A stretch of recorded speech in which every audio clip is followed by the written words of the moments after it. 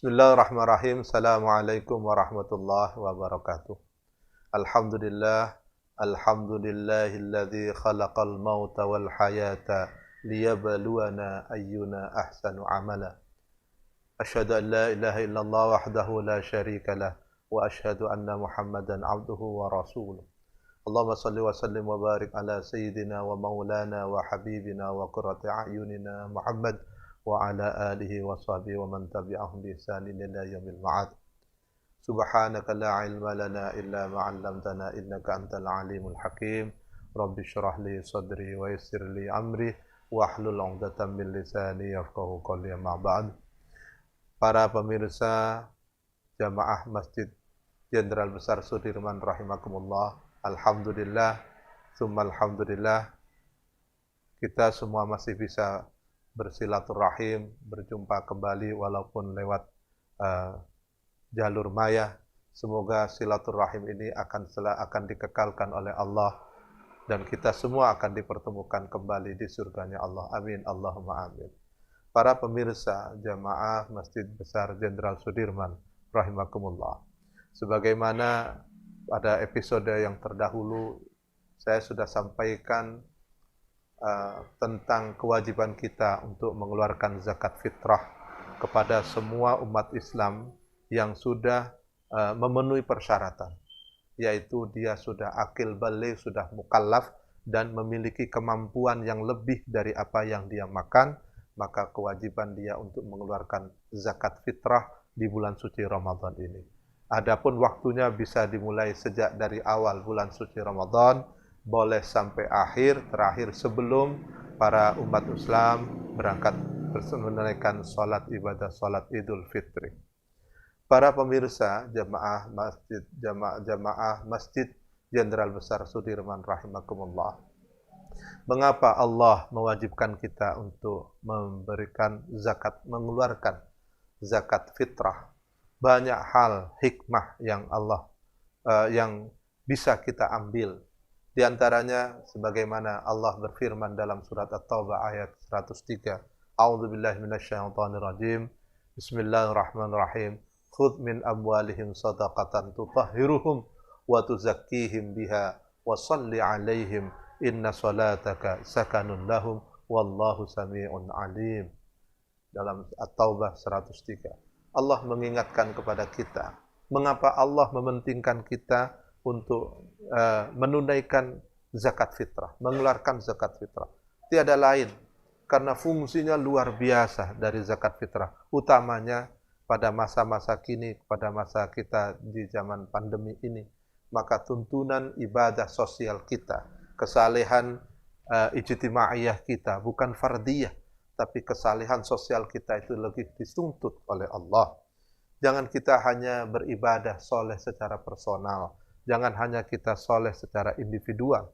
Karena apa? Karena Islam itu hakikatnya adalah agama dakwah, agama syiar, agama yang rahmatan lil alamin, agama yang menunaikan, agama yang menyebarkan rahmat, kasih sayang, kemanfaatan, kemaslahatan bagi siapapun.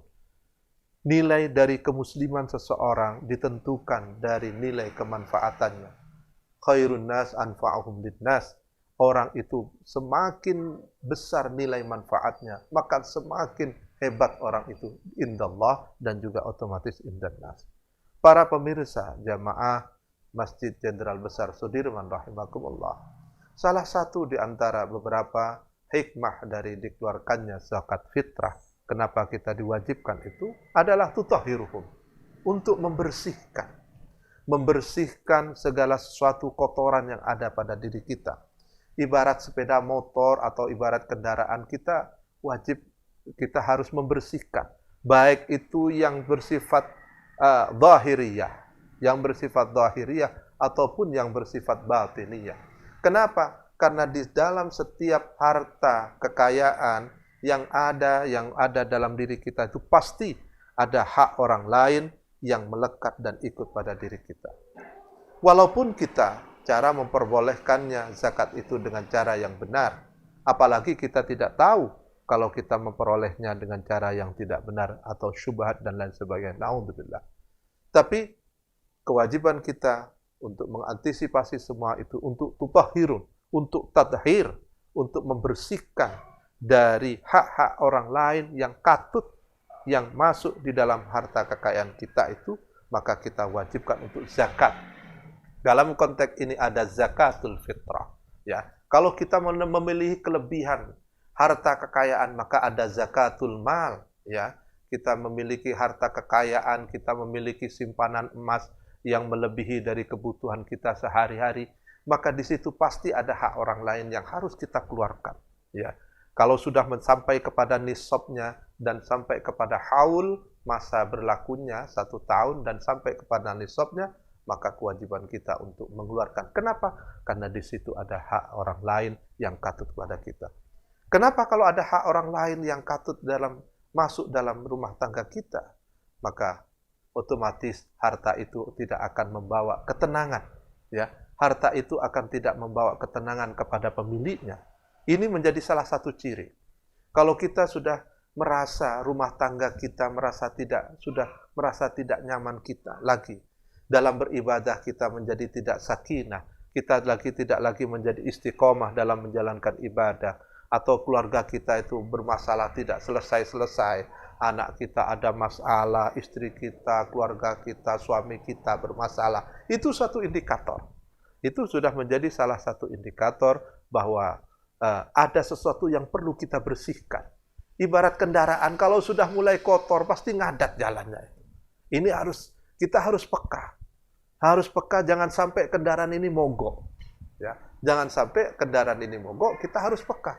Segera berhenti, kita bawa ke bengkel, kita servis, kita bersihkan. Demikian pula ini sudah haul, sudah kita pakai dalam 1 tahun. Maka terlalu kecil Allah kalau cuma mewajibkan kita melakukan zakat fitrah hanya 3 kilogram. Ya, hanya 3 kilogram. Sungguh ini luar biasa rahman rahimnya Allah. Kenikmatan yang Allah berikan kepada kita. Allah hanya minta zakat fitrah 3 kilogram dari beras makanan yang kita makan. Ya.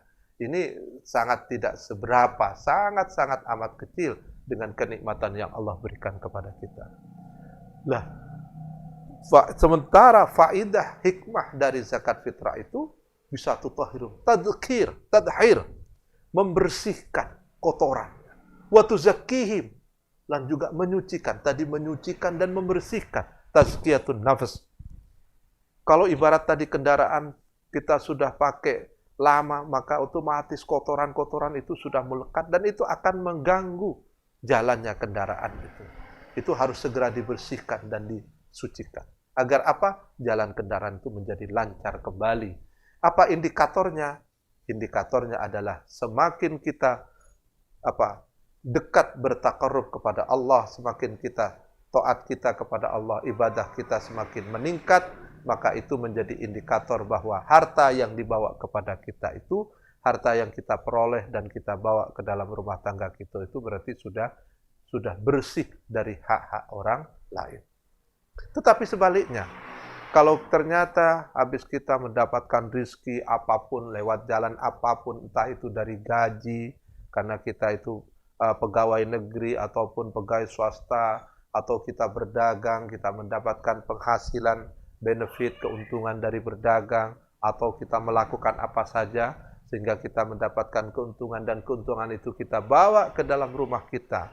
Kemudian ternyata setelah kita membawa keuntungan itu, kita bukan menemukan ketenangan dalam kehidupan rumah tangga kita. Ada saja persoalan.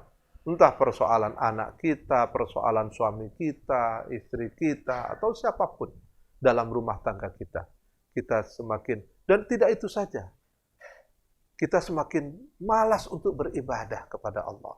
Yang dulunya kita semangat untuk berjamaah, menjadi semakin malas berjamaah.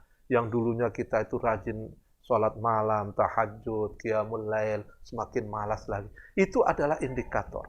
Ya, itu indikator bahwa apa yang kita bawa ke dalam rumah tangga kita itu berarti ada hak orang lain, kotoran-kotoran hak orang lain yang harus segera kita bersihkan, kita sucikan semua, sehingga kita kembali, keluarga kita menjadi sakinah, penuh dengan mawaddah dan rahmah, sehingga kita diberi kemudahan, kesenangan, hubbullah, kita menjalankan taat kepada Allah Subhanahu wa taala.